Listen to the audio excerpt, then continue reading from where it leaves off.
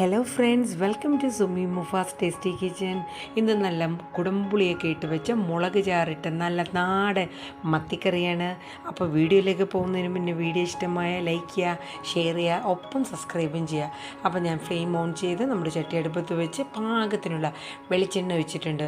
അപ്പോൾ എണ്ണ നന്നായി ചൂടായി വരുന്ന സമയത്ത് നമുക്ക് നല്ല ഉലുവയൊക്കെ നന്നായി പൊട്ടി വരട്ടെ.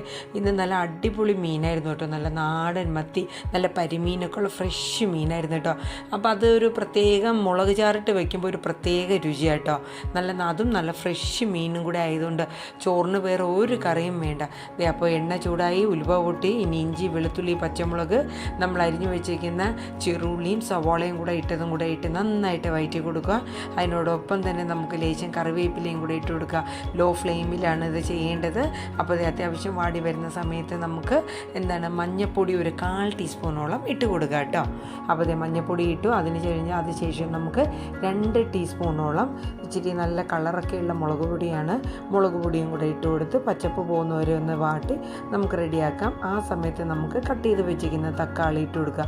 തക്കാളി ഒന്ന് ഇതിനോടൊക്കെ ഇട്ട് നന്നായിട്ട് കൂട്ടി യോജിപ്പിക്കുക.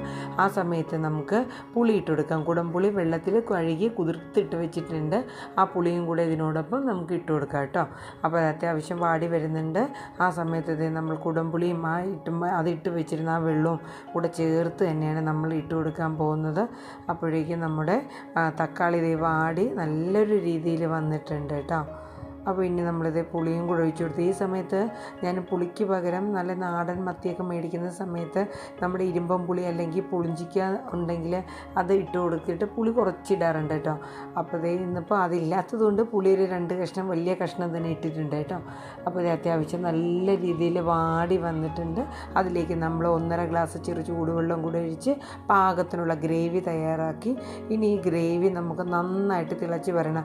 അപ്പോൾ ഈ സമയത്ത് നമ്മൾ ഉപ്പും എരിവൊക്കെ പാകമാണോ എന്നൊന്ന് ജസ്റ്റ് നോക്കുകയും കൂടെ വേണം കേട്ടോ. എന്നിട്ട് അടച്ച് വെച്ച് നമുക്കൊരു 5 മിനിറ്റ് തന്നെ ഹൈ ഫ്ലെയിമിൽ ഇടുമ്പോൾ നന്നായിട്ട് തിളച്ച് വരും കേട്ടോ. അപ്പോൾ അത്യാവശ്യം തിളച്ച് വന്നിട്ടുണ്ട്. അപ്പോൾ ഉപ്പൊക്കെ എനിക്കിപ്പോൾ പാകമാണ്. എരിവും പാകത്തിന് തന്നെ ഇട്ടു. കഴുകി വൃത്തിയാക്കി വെച്ചിരിക്കുന്ന നമ്മുടെ ചാള കഷ്ണങ്ങളൊക്കെ ഇതിലേക്ക് ഇട്ട് കൊടുത്ത് നന്നായിട്ട് മുങ്ങി നിൽക്കാൻ പാകത്തിനുള്ള ഗ്രേവി ആയിരിക്കണം. അപ്പോൾ നല്ല മീനൊക്കെ നന്നായിട്ട് ഇട്ട് നമുക്കൊരു തവി കൊണ്ട് നന്നായിട്ട് തന്നെ ഇതിലേക്ക് ഇട്ട് നമുക്ക് നന്നായിട്ട് ഒന്ന് താഴ്ത്തി നന്നായിട്ട് അടച്ച് വെക്കുക കേട്ടോ. ഒരു 8 മിനിറ്റ് അകത്തി തന്നെ നമ്മുടെ ചാള പെട്ടെന്ന് വെന്ത് വരുന്ന മീനല്ലേ. ചാള ഒത്തിരി വേവിൻ്റെ ആവശ്യമില്ല. ലോ ഫ്ലെയിമിൽ ഒരു 6-7 മിനിറ്റ് കൊണ്ട് തന്നെ ഏകദേശം നന്നായിട്ട് തിളച്ച് നന്നായിട്ട് വരുന്നുണ്ട്. അപ്പം നല്ല എരിവും നല്ല ഉപ്പും പുളിയും ഒക്കെ പിടിച്ച് നല്ല അടിപൊളി മണം കേട്ടോ. ഒരു രക്ഷയില്ല. ചോറിന് വേറെ ഒരു കറിയുടെയും പോലും ആവശ്യമില്ല കേട്ടോ. ഉപ്പൊക്കെ പാകമാണെന്ന് നോക്കിക്കൊള്ളുക. അപ്പം പാകത്തിന് പുളിയൊക്കെ നന്നായിട്ട് മുൻപിട്ട് നിൽക്കണം കേട്ടോ, എന്നാലേ ഒരു ടേസ്റ്റ് ഉള്ളൂ. അപ്പം പിന്നെ നെയ്യ് തെളിഞ്ഞ് വരണം. അപ്പം നമുക്ക് ലോ ഫ്ലെയിമിൽ ഒരു ഇച്ചിരി നേരം കൂടെ ഇട്ട് തീ ഓഫ് ചെയ്യാം. നോക്കി സൂപ്പറായിട്ടുള്ള നല്ല നാടൻ മുളക് ചാറിട്ട മത്തിക്കറി ഇവിടെ വന്ന് നാവിൽ വെള്ളം ഊറിക്കൊണ്ടിരിക്കുക കേട്ടോ. ഒരിച്ചിരി ചോറൊന്ന് കഴിച്ചിട്ട് വേഗം വരാം. അപ്പോൾ നിങ്ങൾ എന്തായാലും ഈ വീഡിയോ ഒന്ന് നോക്കുക, ട്രൈ ചെയ്യുക കേട്ടോ.